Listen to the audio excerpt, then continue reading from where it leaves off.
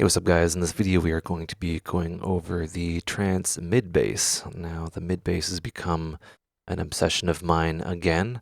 The mid-bass is very important and no one really talks about it. So we're going to be using two layers. Your bass can be multiple layers. It can be just one layer. There's no wrong way to go about it. But a mid-bass would be like an accompanying bass. There's like the low end, which is like the oomph and what hits the subs, and the mid-bass is what kind of is in the middle. So we're going to start out with just a simple kind of trance bass pattern. It looks like this. It's in the key of A, which is a very Canadian key, if you ask me. And yeah, we just have two instances of serum. We're going to start with the low end. So this color is the low end. Let's just get started with that.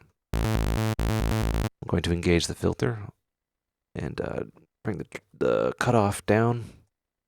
Go to envelope 2. Drag and drop the modulation over here, adjust it like so, and then bring this down. And I'm going to boost the drive.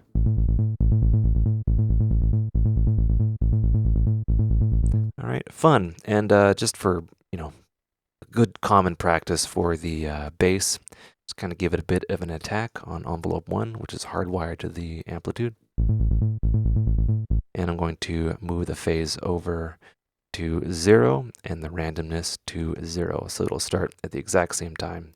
And this is exceptionally important. All right, that's a basic, I guess you call it a sub bass. We can do all sorts of fun stuff with that, like drop an EQ8, kind of carve out the mid, which the mid bass is going to occupy. You can, add a shelf to add more oomph and whatnot. And yeah, the benefit of using multiple layers of basses is you can all sidechain them independently. Like this low end guy, you're going to want to sidechain that a lot because the kick, the tail of the kick has a lot of low end. This has a lot of low end, so you want to sidechain that quite a bit.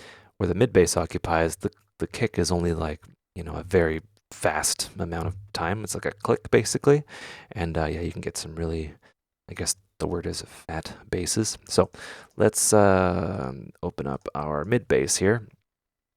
Now, mid bass, you want to have an octave up, or you want it to have a bit more harmonics. And I'm going to show you like a fast and easy way to do that. So same deal, cutoff. We can move it up or down an octave. Let's just give it a try. I'll move it back down there, boost the resonance. All right. The reason why I want to do the cutoff and resonance kind of peak here is because this is where I want the body of the mid bass to sit. This is a common technique, I guess, and that is, I've been doing this since my early Virus days, where I boost the resonance and then distort it. The Virus is actually in the other studio. But yeah, that's basically it there. So we can add distortion like that. Actually, I don't even need to add that filter. I can just have, in Serum, I can have a pre-distortion and kind of grab it where it bites here. And then bring the mix down.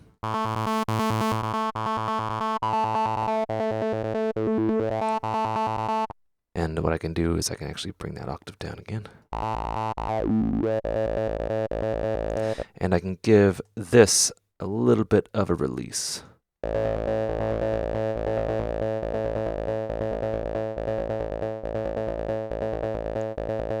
And just experiment. I got to make sure that's on mono. Make sure they're both on mono. Just so two notes don't play at the same time. Right, that's all well and good, but let's try something with a bit more control.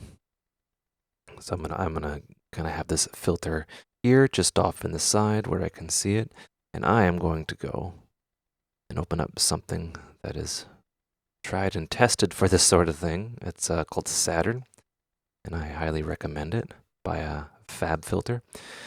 And what this does is it's a distortion plugin, but it's multi-band. So you'll see why this is exceptionally important in a moment.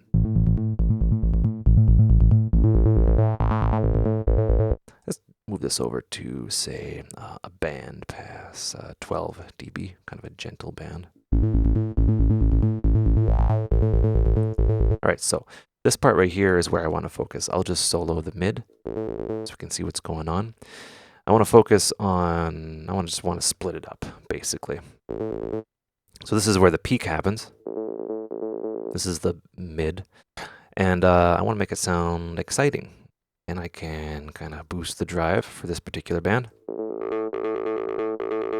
Does that sound mid-bassy? It sounds mid-bassy to me. And I can also boost the volume, the overall level of this. I can do this in an EQ, but I think it just sounds cool in Saturn for some reason. And adjust the attack release.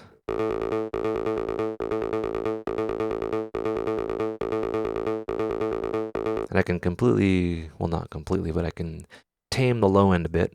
And I can try different crunchiness.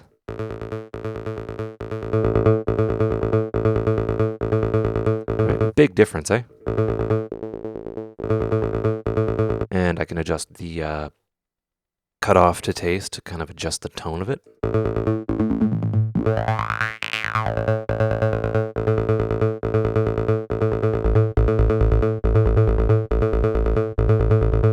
Right, and the thing about the mid bass is, okay, so the low end, very mono, very much in the center.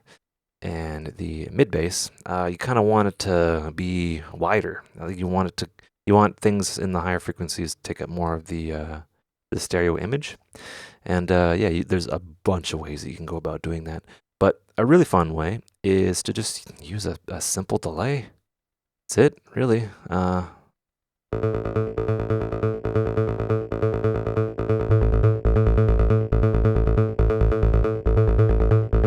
Right? And yeah, and that's just with two basses, two layers of basses. And yeah, they kind of go together very well. Another technique, which is super easy to do, is you can have like a low bass that's just a sine wave, and then like a low mid bass, and then a mid bass, and then yeah, there's your three layers. There's many ways to go about it. You can even have these all in a rack. But yeah, this is just the basic mid bass. And there you have it. Yep, and yeah, I would just add maybe a shelving EQ.